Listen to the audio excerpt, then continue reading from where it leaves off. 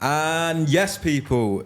So today we have a special guest and good friend, Farouk. He's done over 8 figures in sales with dropshipping in the fashion niche. So for this podcast, grab your pen, get your notepad, sit down and stay with us because you're going to get a lot of value out of this. He's a great dude and we've met up a few times and it's honestly great to have him on, bro. So good to have you on, brother. Thank you very much, bro. And let's start with obviously the first and famous question is who are you and what do you do, bro? Yeah, I'm Faruk Ilkan, 26 years old, born and raised in the Netherlands with Turkish roots. Just went to school, all this kind of stuff. Had a quite normal life, I must say. I was living with my parents and my brother. And then about 3 years ago, I moved to Dubai, living here now since 3 years. And have been doing like EU dropshipping and fashion since 2019, I'd say. And yeah, still doing it. Yeah, sick, man, sick. So obviously to get to the point where you're at, not many people do that really. It's actually a pretty mad thing. Like how did you get into ecom, bro? How did you even find what e-commerce was? I was going to school.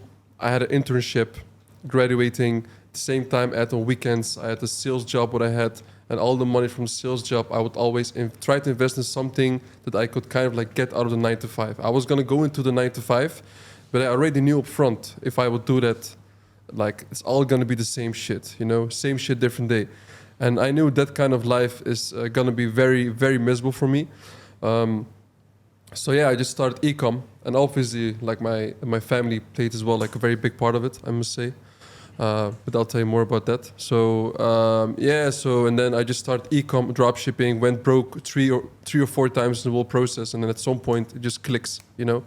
And then I'd say around March 2020, I had my first winner. It was like this contour gog tool. I don't know, this contour duplicator. Very weird product in the home decor niche. Scaled it to 150k in profit in the Dutch market. Only 20, 30 million views there. I went totally viral on Facebook. That's crazy. And then this is where it all started, man. And then reinvesting more and building a team. Yeah, sick. So you said you went broke a few times. Like, what were the hardest parts of when you were starting? Well, there's different stages, like at the starting and then later when I made money, I lost it all again. So it was 2 times. And I started a business with my brother, by the way. I do nothing alone, everything I do with him. That's good. So all the money we make, it's all together, you know. So yeah, like definitely it was in the beginning. I would just test new products, I would fail. Test new products, fail. Try new angles, try new creatives. Everything would just fail. I would just not understand what's really important. Because you know that there's a certain kind of stuff in the game that requires low input and it makes a very high like output. And if you don't understand how the game works, you're always gonna focus on the wrong shit. Maybe I should change the add to cart logo. I mean the add to cart color. Maybe I should change the header. It doesn't make any difference. It is more like the product research, different creatives, a different angle offer. That's what really makes a big difference, I'd say. So, and that's what we did. Sick. So what were the key moments in your life that took you to the next level? So you said at one point it just clicked. Yeah. What were those key moments that sort of like made that happen?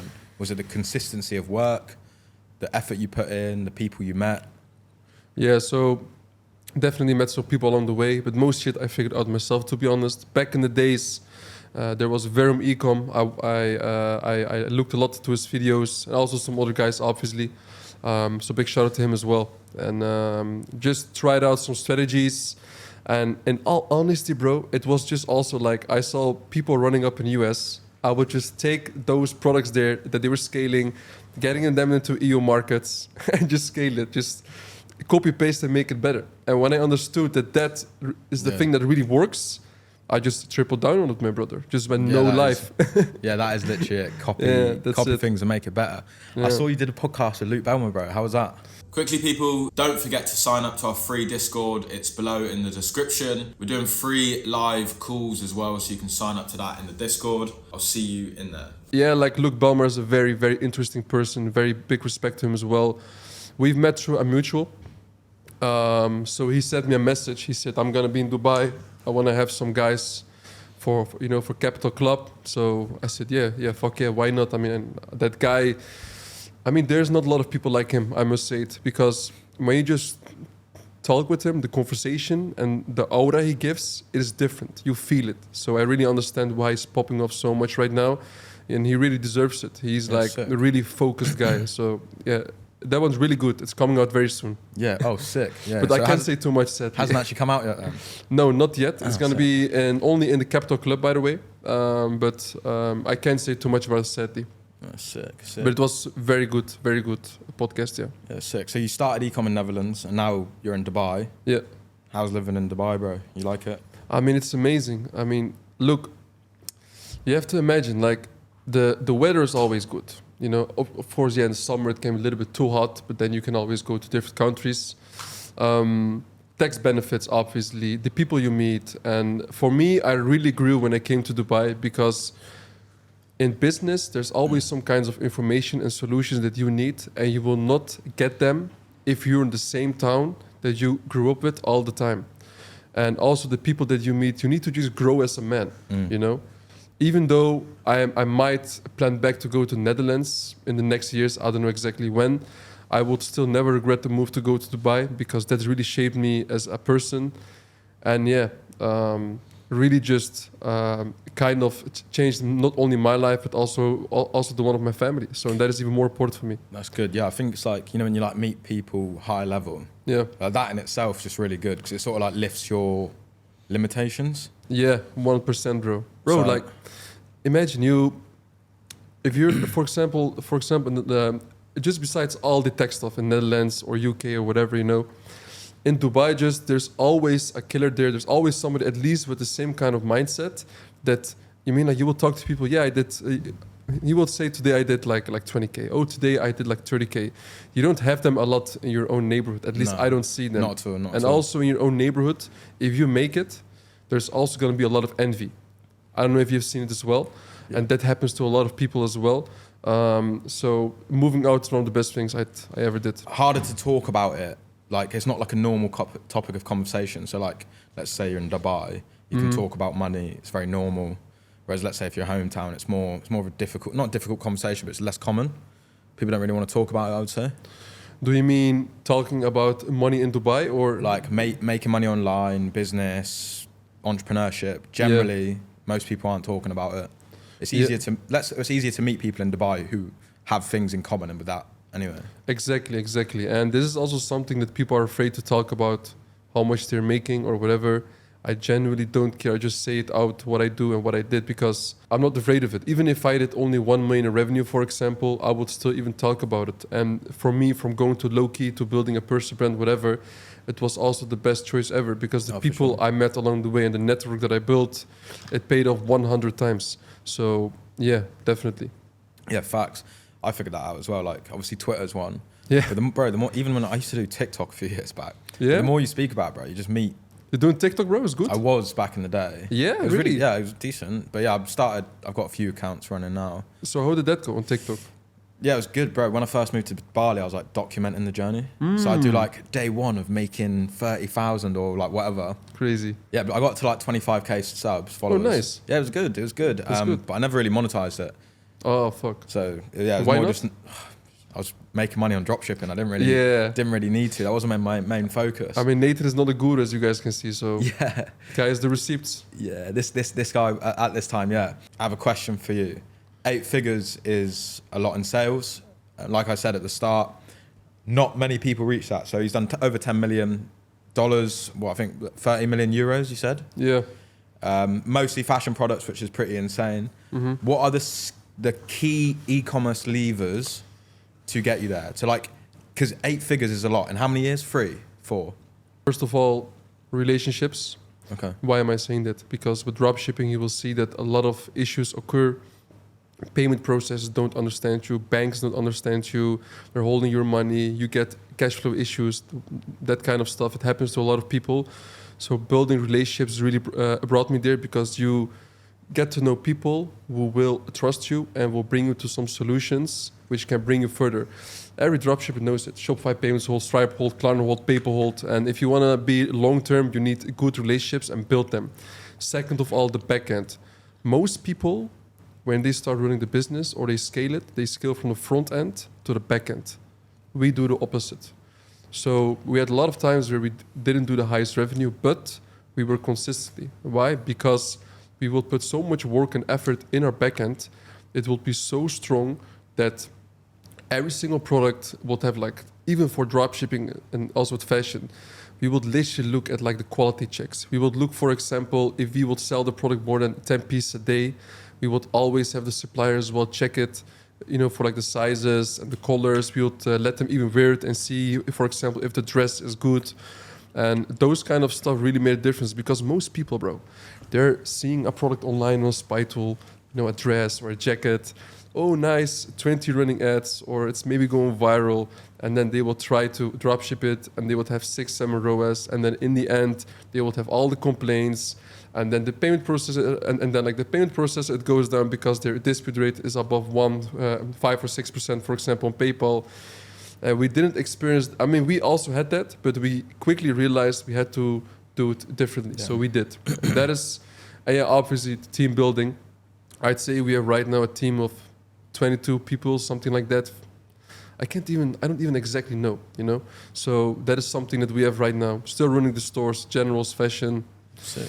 EU is nice. Yeah, that is sick. So having a good team is insane. It really helps a lot, doesn't it? But 22 people is a lot. It was a lot of people. So like, how many stores were you running at any one time at the most? Like, or was it just one mega store? No, we always had a lot of stores with not doing too much revenue, but Germany was definitely always our best market. But I think the highest maybe at some point was like 12 or something, and they would all do, and then at that point, that was also my highest day, which I did 82K in one day in euros. Which out of 50K was Germany, and the rest was just all the other markets. That's Denmark, Sweden, Norway, Scandinavia, you name it. So yeah. That's a really good day, 82K euros in a day. That's pretty good, man. Yeah, the margins were also quite nice. I think it was around like 26%, which is quite nice for dropshipping. But obviously, I don't do it every day, you know, I'm not... That's also my highest day. I say it for a reason, you know. I don't do it every day. No. So what was your like product research process? Yeah. So what we usually do, there's a lot of spy tools that we like. For example, Dropship.io, and we like as well the app named Afterlip. Those are very good. What? Afterlip. Afterlip. It's very good. So what happens essentially on the tool, we don't look really at how many comments, likes, or shares a campaign has, but we look at how many running ads they have and how long they're running. Because people can buy share and likes, that kind of stuff. You can fake it. But amount of running ads, and you can even look in the Facebook ads library to the reach and see how much people they reached. And you can also even look at that and then consider, hey, are they really scaling or not? So our sweet spot will be to find a product that has been running for 3 days just before they're about to scale, and they're running 6 to 11 running ads. So like ads on the ads library, and then we will take it from, especially most of the time from Big 5, and sell it in EU. Sick. Yeah, and then look, of course, mostly it's fashion, but not always. It can always be home decor niche, whatever. So like, how does it go for you? Because you do more like the branding part. Well, for me, the first one, I literally just saw an ad on Instagram and thought their website's terrible. I can do that better. Now the same is, like you said, you just got to find what's working. So looking at ads, so I'm using Minia, yes. Minia, and then Dropship.io. Yeah, nice. The main thing is are they doing sales? Do you see a problem with their store, or are they just starting early? So if there's like an opportunity, basically. So like the brand I'm building now, it's a bit different. I see an opportunity. I've seen that it works, so I'm going to start it. But yeah, that's pretty much it. Obviously, it's always a bit nerve-wracking starting again, though, isn't it? Like testing it. You are now building in public, right? Yeah, but I'm not going to release the products until I'm established. Oh, no. I don't think that's a good... Bro, there's sharks over there, bro. Watch out. Because there's a lot of people that do that. After 2 years and I'm doing like 5 mil a year, I don't care, because you're established. And if you're getting good returning customers, it doesn't matter. But when you're starting off, no. But I had 2 ideas for 2 brands. So one was consumables and one's fashion. So I'm going to go with the fashion. Fashion? Yeah, bro. I'm gonna build an 8-figure fashion brand, bro. Bro, you can just you watch. I really believe it. And the end goal is basically we'll do drops. We'll do big drops, and I will do like environmental projects. I'd say I'll do a drop, do like 500K in a drop. I'll donate like 200K, and we'll do like a YouTube series on like building replanting a forest. Damn, That's the mega goal. So if you want to invest, hit me up. But that is the mega goal. So back to that, we'll talk about team. What was like your hiring process like, bro? So we had the first hire, which was, it's always like the customer service, random like random person from India or something. I can't even remember, man. But we really prefer to work with people from Philippines. They're more disciplined. They listen and then execute directly. But it also depends as well, because we have a different team for the personal brand, and also for ecom. Really, for ecom, it's mostly Filipinos and also India and maybe 1 or 2 from Pakistan. And the reason why we mostly like as well Filipinos is also they speak very good English. But in terms of the hiring process, it was first the customer service agent, and then we had somebody it was just a product lister, and then later she became a store manager, and which she is till this day. She's been working with us now for almost 3.5 years, something like that. She's been amazing. And then we, of course, have a media buyer, and we have, I don't know, 3 or 4 product listers. I don't even know. And then in the back, there's a bunch of people on the back end. So we have one very experienced backend manager from India. We even made sure she has her own office. So all her friends, family, whatever, they just so we have our own office in India. They're all working there. It's amazing. It's amazing. Have you been to visit? No, maybe I will go one day, but that'd be sick. That'd be crazy, bro. There's an office there. So she really grew. Like, for example, she was working for American Express, sick. And she could leave the job because we always had like work for her and stuff. So it's amazing. So and that's like the biggest part, I'd say, of the 22. I think it's like 11 people or something there, or 12 people on the back end. But you have to, So that's pretty much it. It's not too complex, to be honest, and I like to keep it simple. You have to keep it lean, especially because of profit margins. Like you got to keep it lean, man. But like you said, you got the one person working for you 3 years. Like, that's definitely what you need, bro. So exactly. That is like the best way to do it. So when you find people who are good, bro, Filipinos kill it as well. Yeah, they fucking kill it. Yeah, so good. For sure. In the beginning, it was very hard for me to find good people from Philippines. But I was always looking on Upwork, and now I hire more people on online jobs. Like, I don't do it myself anymore, to be honest. We have like an HR person, and my brother is mainly running ecom as well right now. I'm like more on the strategy side, you can say. Yeah, nice. This is the thing, because like, bro, loads of people are talking about ecom, or like there's loads of gurus coming up like build a personal brand. But I don't think you can do that if you haven't got any stats. And would you not agree? I actually think ecom it's better in the long run than personal brand, because personal brand, bro, you're constantly having to make content, which is really, it's a lot of effort, I think. Whereas ecom, like Beheza, I saw a YouTube video, even he's gone back to ecom because you can build it and it can grow and you work less as time goes on. Whereas personal brand, like everyone's selling info, whatever, bro, it's a constant. Yes. So like ecom is actually a really good business model. Like, yes, I agree. We both still do it. Like I want to build a longer brand. Like, it's a good business model. I 100% agree. I saw a post of Alex Becker, the guy who's been working on the personal brand for, I don't know, 6, 7, 8 years. He exited Hyros for over 9 figures. And he talked about how even a personal brand isn't even a smart move unless you really like making content. The thing is with the personal brand, what people understand is building a personal brand, it doesn't mean you have a nice, clean IG, you show some aesthetics, look what I do, or you do like, hey, 4 spots only for coaching, get in here. That is not a personal brand, and that is not how you can make a coaching or like a program. So we also have it like on a very different way. I knew it from the start that if I will do it, I have to do it seriously. So, I mean, we have a whole team behind to just for a personal brand to make it to the next level. It's hard, I must say, because there's a lot of times, bro, and I mean, if I look back at all the years before, I used to be a fucking stutterer, bro. I used to stutter my ass off. And now I'm making content 24/7, reels, come up videos, showing all this shit. It's very weird for me as well, but I love to do it because if you see what impact you can make, it is awesome in my opinion. Yes, so I think that's very nice, but people really underestimate it because the amount of work that you have to put in content and being really creative and be authentic, it's not for everybody. I'm just going to be all honesty. So that is why in my opinion as well, personal brand is not for everybody, and that's nothing bad. You know what's crazy? I've got so many mates. One of my mates just exited his brand for like just under $1 million. Oh shit, nice. Same broker. I'll leave that in the link below. Yeah. But he doesn't even do calls, bro. He doesn't even call anyone. So no team calls.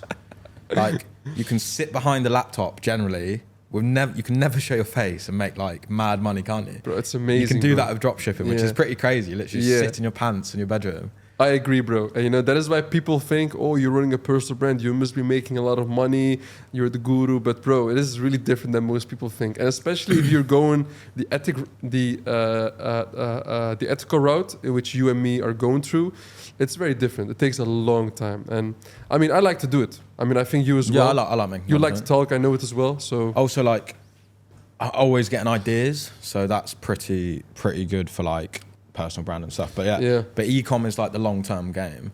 Like realistically, I want to build this network, get a sick group of people together while scaling this brand, and then this brand is going to incorporate everything. So like that's the goal. Yeah, definitely. Right, obviously my opinion on e-commerce is content is definitely one of the main levers. Like making new ads, organic, reels, whatever. What is the best process for you that's worked for consistently making content for your stores? So I'm gonna have to break the ice. Sorry guys, but I never made any UGC in my life. I never did it. So I always looked, in all honesty, I just looked to other people, what they were selling. Yeah. Or I would go to 1688, Temu or AliExpress and look what's been working right now, and I will sell it as well. And I could have gone that route as well. I did it actually once where I had kind of a knee brace brand. It was like direct response, whatever you name it. And after like a few 100K or not even maybe 100K of revenue, I stopped because I wanted to focus on personal brand. But I never really did the content creatives focus a lot on it. Because the way that we do dropshipping is very differently. Now, I'm not saying that this is the best way. There's a lot of ways you can go to. Definitely, if you want to go for something long-term, you could go for branding 1% as well. But the way that we do it has always been bring us good cash flow, and it still brings. So we still do it, which is just looking at what the competitors are doing, taking it to a different country and selling it there. And then in EU markets especially more like with fashion and image ads. But what we will do is, for example, you would see a t-shirt, whatever, or I mean, like, let's say, for example, like you would sell sandals, right? What I would do like with sandals is just put like a nice AI background of like the summer, sea, whatever. That's what we would do, but nothing more, nothing crazy. So that's literally it, man. Yeah, did you find image ads like performed well? Yeah, image ads are amazing. Also for you? Yeah, bro, image ads was one of the best. Only image ads? No, I did it all, but image ads definitely made me the most money in the long run. Yeah. And like consistently perform. Yeah, man. Yeah, man, it's crazy, right? It's good. That's pretty much it, bro. Really, like creatives game, I tell to everybody, bro, I don't overcomplicate shit, bro. I just test a lot of products, and then we just hit some, and we scale them, and that's pretty much it, bro. It's nothing crazy. How much would you how much would you spend testing a product? Because a lot of people maximum of $25, no, not more. Really? No joke, literally, bro. just $25. That's it, bro. On Facebook. Yes, bro. But it's EU, I guess, so it's less. It's different, bro. Yeah. Look, you can't compare EU generals or fashion with the way you are doing e-com, because if I would run a brand, I would also spend 4, 5, 600K, maybe even 1K to test a product, because you're testing out so much different shit, different angles, different creatives, whatever. So you can't compare it, bro. It's really different. Yeah, that's crazy, man. That is crazy. Yeah. But yeah, EU's so less competitive. Way different approach. Yeah. Did you ever try it, EU markets? Yeah, I did. I sold a bit to EU. Yeah? I was going to launch the German store and it's just stopped. A brand or a general? Well, the one I sold, I was going to launch like a German one. But yeah, just didn't in the end. Just focused on like UK and USA. Yeah, for sure. But if it works for you. Only just really started scaling to USA towards the end. But yeah, it was good. It was good. Yeah, you were selling Big Five, right, with your brand before you exited? Nah, bro. Literally just UK and USA. Wow. But like 80% UK. Damn. Literally just a UK brand. Credit card only or PayPal? Credit card only. Wow. Yeah, because no PayPal. No PayPal because I chose to not use PayPal. Good. Yeah, very good. I think, mate, they're criminals. They're very criminals. They're terrible, bro. They're like no, they were holding like a lot of money, and they're like, you can't have it for 6 months, and then if it's bad again in 6 months, you can't have it for a year. I was like, you can't just hold my money. I had it once. They were holding maybe like, I don't know, over 6 figures for like half a year, and then I was like, finally, I'm getting my money.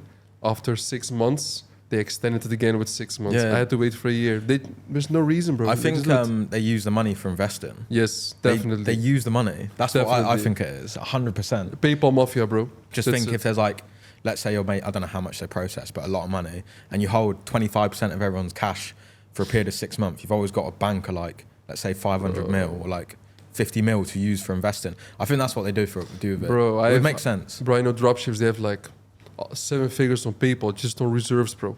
Yeah, that's ridiculous. 10-20% reserve all the time, bro. It's a horror situation, man. With us, it's not that bad. We have quite good plans with PayPal. PayPal's fine for us, actually, because we really need it.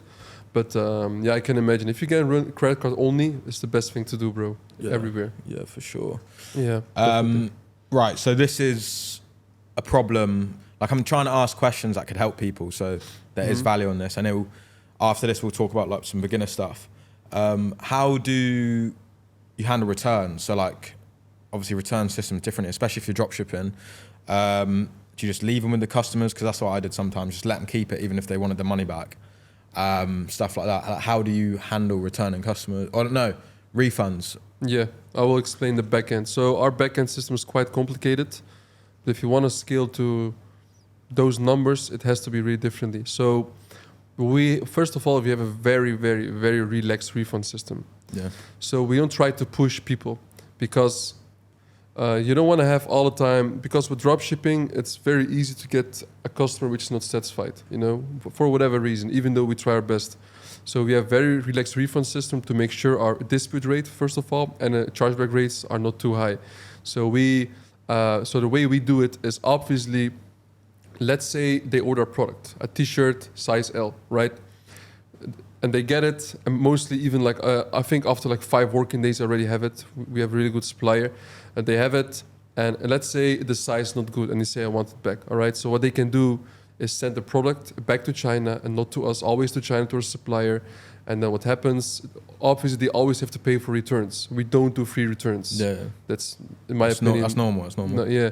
So, and then obviously we will just send a new one. But what we always do a lot of times is when they start complaining, we offer partial refunds. So we would say, hey, don't make a dispute on PayPal or Klarna, but we will send you 30% of the money back, right? And if they accept it, then you don't have a dispute. Because, for example, with people who use Klarna Merchant or Stripe, whatever, if the amount of active disputes, if you have that, if it's higher than the balance you have on the account, they're going to hold all your money.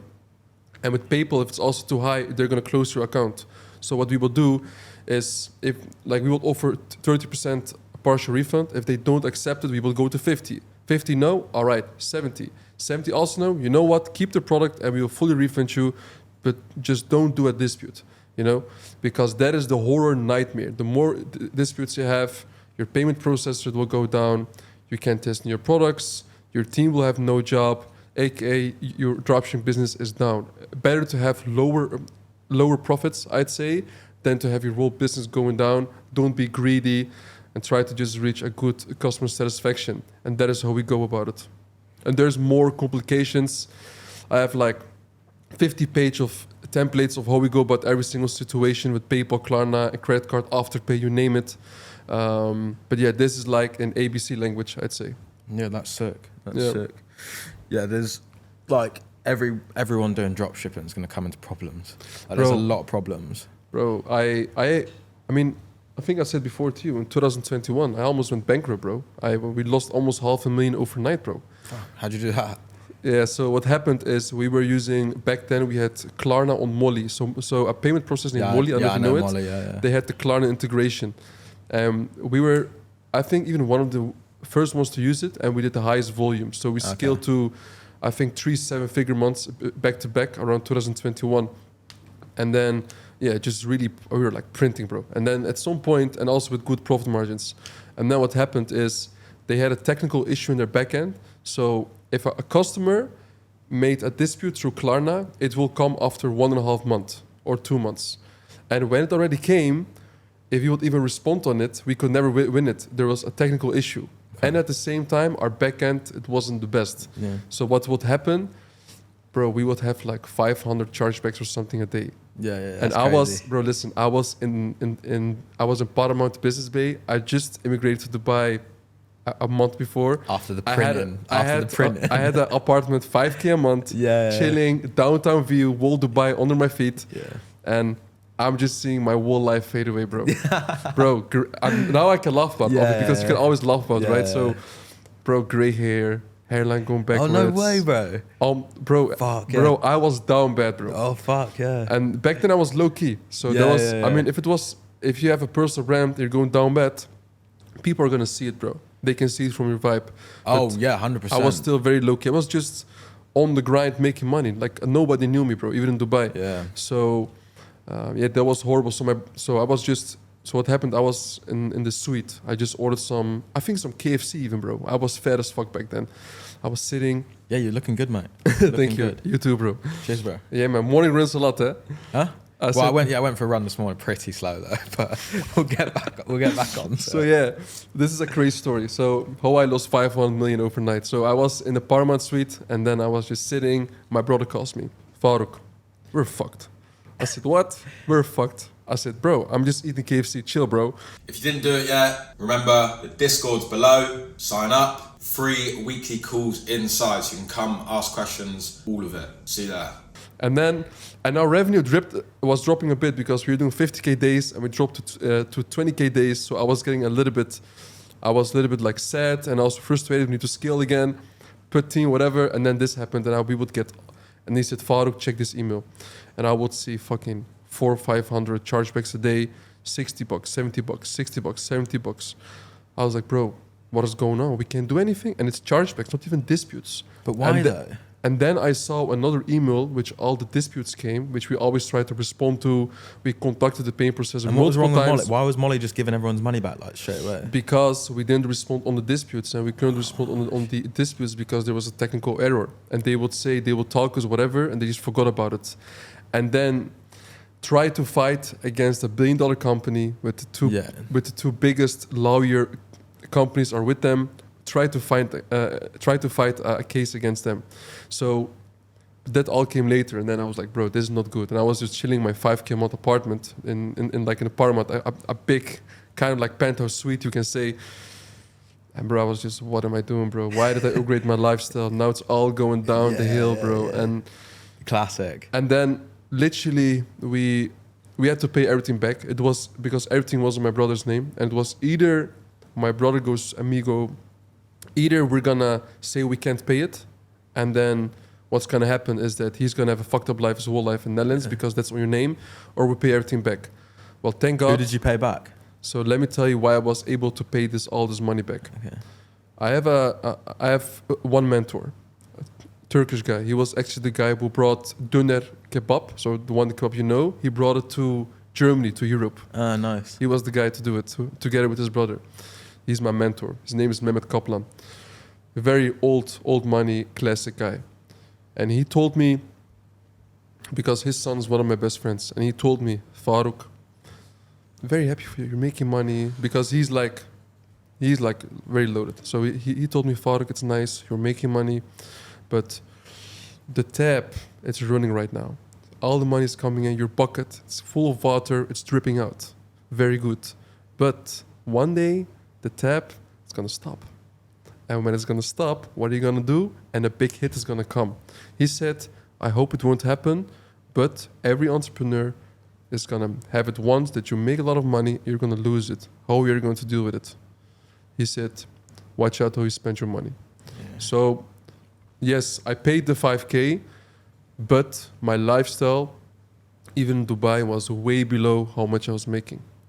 Because responsibilities, family, whatever you name it. So we just paid everything. It's true, man. It's true. Like, yeah. Even me, after making like a bit of money, still nothing compared to some people. Bro, I'm like constantly thinking, right, how are we maintaining this? What are we doing? What's the next thing? Bro, spending money is way easier than making money. I'll tell you that for a fact. But the maintaining one is hard. Maintaining is probably one of the hardest, I would say. Yeah. Like, yeah, bro. I think it's the hardest because it's when you make the money, even though it's so hard, but then to make it or multiply it or just maintain it, it's so hard, because you see all the money bank, you know what you can do with it. It's hard for a lot of people. I did say to myself, I was thinking this the other day, if I can build another brand, like long term, bro, I'll be so happy with myself. Like, because you're not just a one trick pony. Do you know what I mean? Yeah. Like, if you can do something again, you're solid. Like, you're always going to be fine. So yeah, I'm looking forward to getting that done. Yeah, man. But even now, I'm like, I don't want to, well, obviously I spend a lot of money doing whatever, but I want to be smart. Like, do I get a new watch? No. Do I invest in a business? Yes. Do it like, do you know what I mean? I don't want to... The watch is very hard, by the way. Yeah, thank you very much. Yeah, it was last year, right? But yeah, I'm not getting any more. Done now. No, why not? Bro, I want to, but I want the next businesses to be established. Yeah. I don't feel like I want that first. Well, I'm going to get that first. So get the business established, get everything good, and then we'll go again. So your main focus is now your brand, right, Nathan?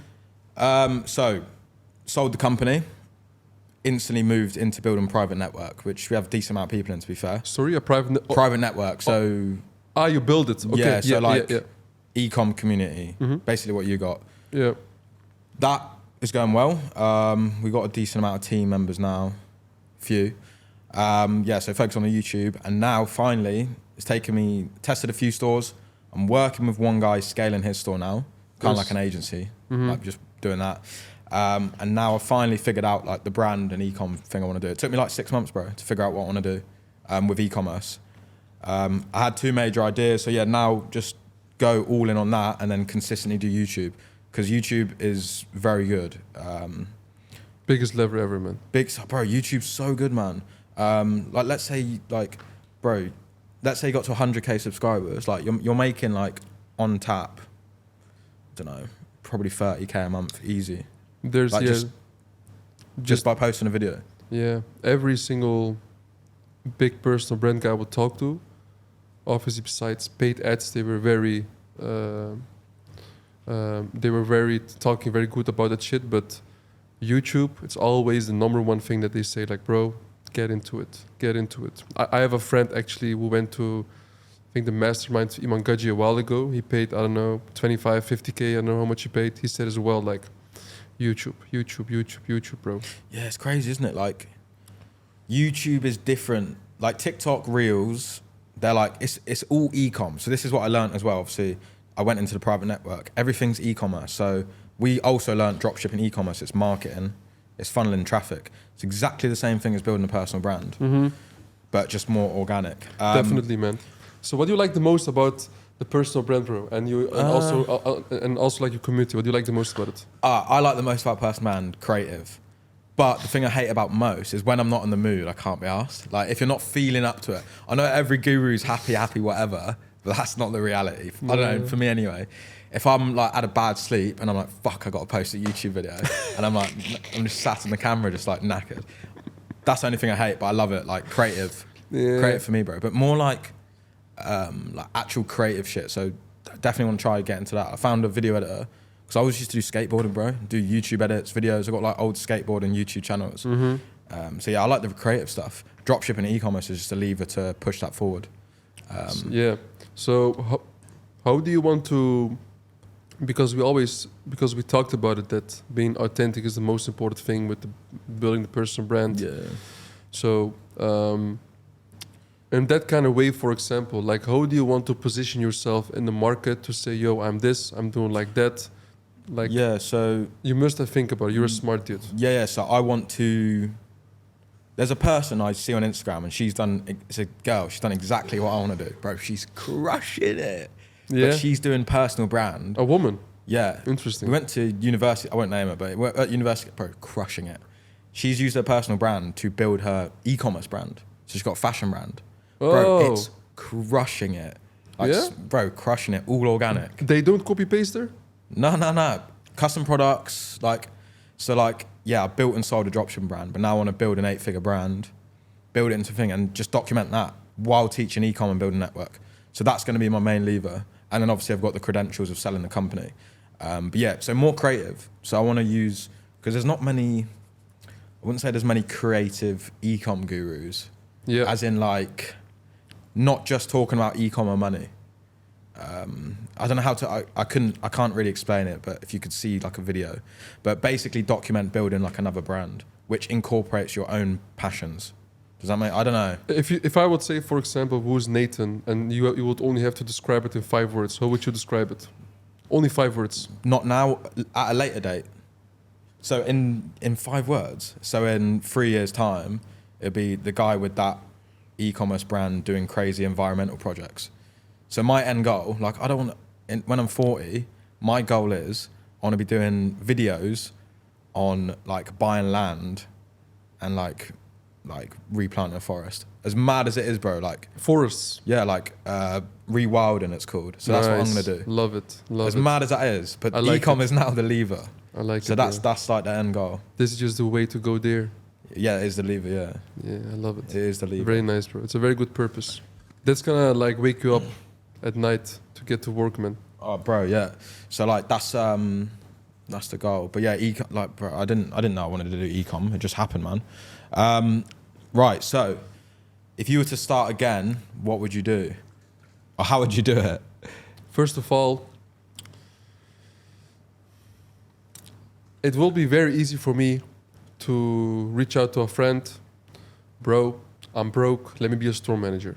But yeah, fair. But yeah, that is how I would do it. And then I would just charge him 10K a month because I know a lot of shit, bro. I can just step into a company and grow the company and make money. You know, if it's in info or if it's in e-com with general stores, I can do it and I have the people for it. But if I were in a position that I didn't have the connections, I think you mean that. Yeah, beginners. I would have done the following. First, I would get a 9 to 5. Doesn't matter where, just make money. Yeah. Right? Make money. Agree. Make money. Just that, bro. You need money. Bro, there's people that will DM me, Farouk, Ecom Legend, help me money, help me make money. Yeah. Okay, and then I would ask them, what are you doing right now? I have 500 on my bank account. Bro, if you have 500 euros on your bank account, then you are, even before the entrepreneurial stage, you're already doing wrong. Yeah.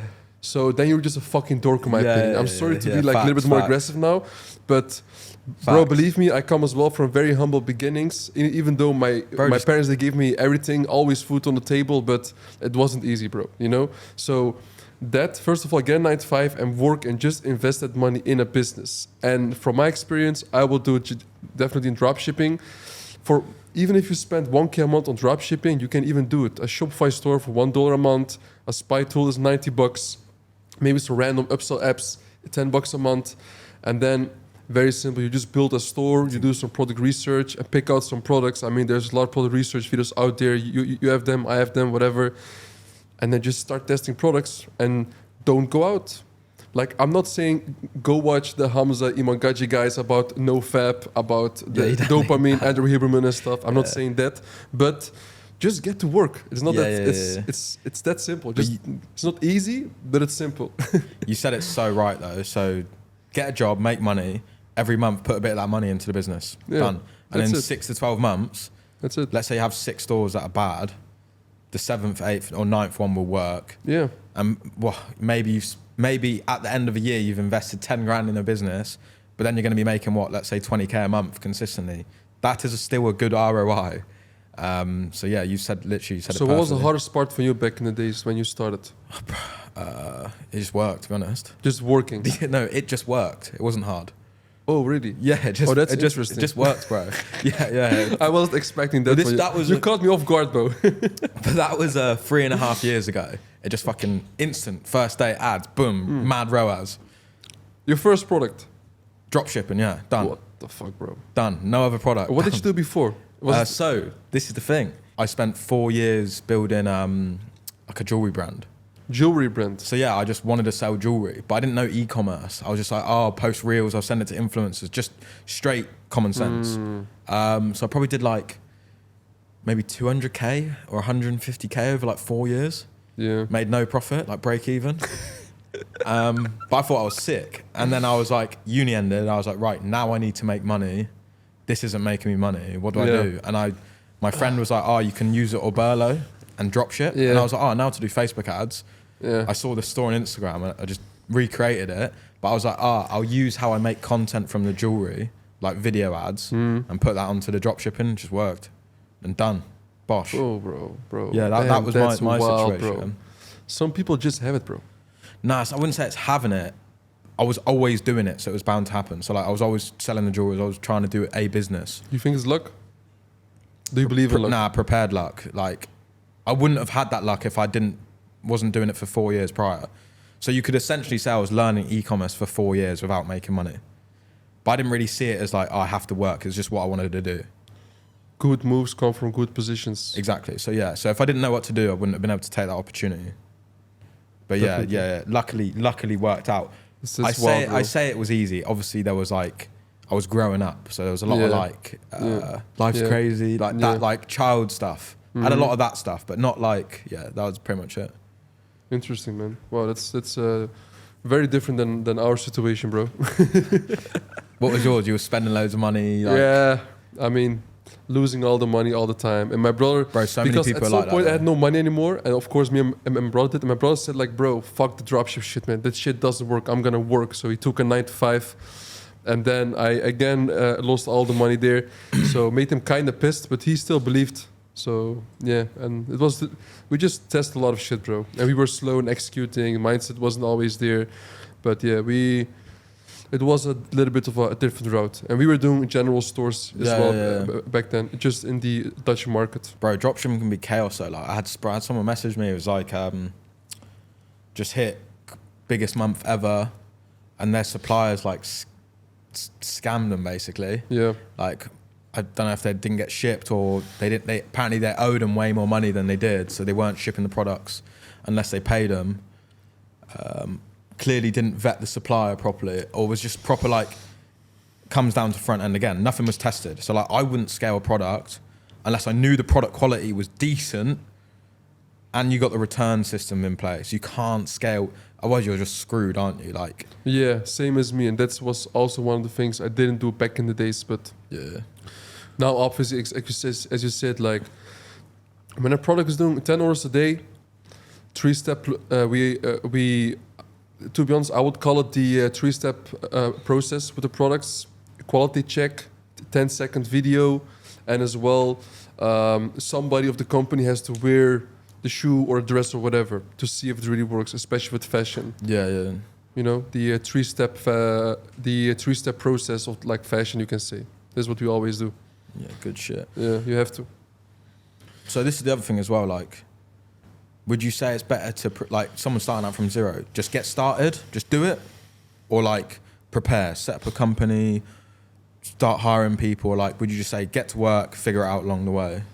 Yeah, of course, but both. I mean, you don't want to start a business while you don't have a company because you're going to do illegal shit as well. Yeah. So, but opening a company is nothing special. Everybody can open a single company. Every single world you can do it. But you just have the company, you open a Shopify store, spy tool, just make sure you have a 9 to 5 you're at least working. So after the working time, instead of going out with your friends, smoking a shisha or having a few pints or beers, whatever, bro, just get the fucking work. That's it. You can all that shit. You can do all that shit later. Don't focus too much on the health and that kind of stuff. You know, just focus on making money at first, and then you can make those decisions. Definitely. Okay, sweet. That's why I did it as well. Sweet. So, final question: if you could see your younger self now, when you were 18, or when you started dropshipping, what would you tell yourself? I would first of all tell myself. Do not listen to what they are saying, but watch what they're doing, because that is exactly what they intended to do all along. So I'm going to repeat it. Yeah. Don't listen to what people are saying, but watch what they did in the end, or like what they're doing, because that is exactly what they intended to do all along. So that is for life. But for business-wise, I would still go to school. And by the way, I also graduated. I would just go to school, but in the meanwhile, directly start a business. Get the study loan, max it out, and invest in a business. And then as soon as possible, drop out of school and just run it up. It doesn't matter what business. I mean, I would do dropshipping if I were you, but that is what I would do. What I would advise myself, instead of going all the whole route of pizza delivery guy, working at that restaurant, you did pizza delivery Burger King, whatever. Yeah, of course, worked all up there. And even at like the Burger King, they fucking fired me, bro. And all those kind of ways, so I would do that. Start a business. Yeah, man. Good shit. That was good. That was really good. Well done. It's good to have you on, bro. Yeah, it was amazing, man. Thank you very much.